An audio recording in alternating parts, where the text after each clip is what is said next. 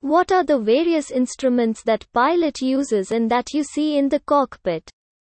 Looks complex, right? Let's break it down for you with the basic 6 important instruments. These 6 basic instruments are called as the pilot's 6-pack. The instruments in the 6-pack are powered by various aircraft systems. The airspeed indicator, altimeter, and vertical speed indicator use the Pitot static system, which provides ram air pressure from the Pitot tube and ambient pressure from the static port. The altitude indicator, heading indicator, and turn indicator are gyroscopic instruments that contain an internal gyro powered by vacuum, pressure, or electrical power. What are Pitot tubes? Mounted under the wing or to the fuselage of an aircraft are some strange-looking hollow tubes pointing into the direction of travel. These are called Pitot tubes.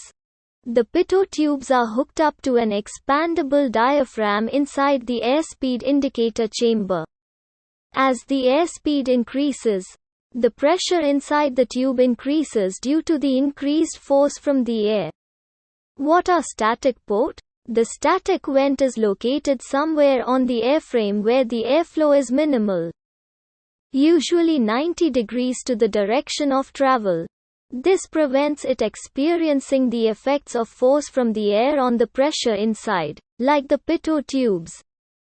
Hooked up to the opposite side of the airspeed indicator chamber to the Pitot tubes, the static vent measures the static pressure from the atmosphere.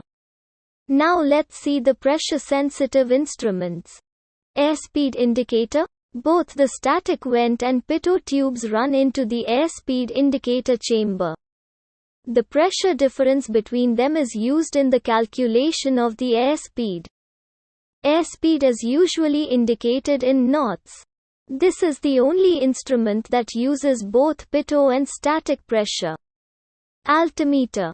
The altimeter uses barometric pressure obtained from the static port to display the aircraft's approximate altitude or height above mean sea level in feet.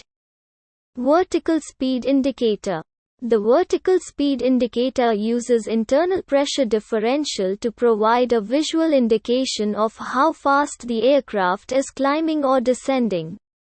A diaphragm with chambers connected to the static port expands or contracts in response to climbs and descents, causing the instrument to indicate the rate of climb or descent in hundreds of feet per minute.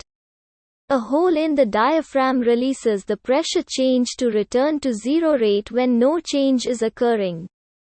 Let's move on to gyroscopic instruments that uses inbuilt gyroscope. Attitude indicator.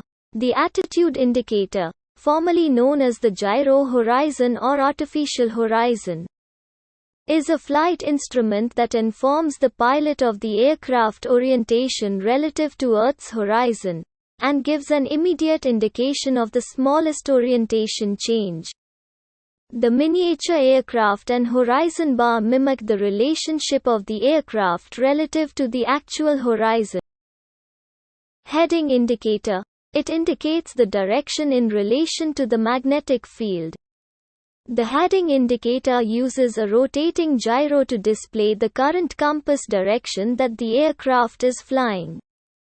Using a 360-degree compass card with north as 0, the heading indicator shows headings in 5-degree increments with every 30 degrees enumerated. Turn Co-ordinator. The turn Co-ordinator uses a canted internal gyro to display both roll rate and turn rate.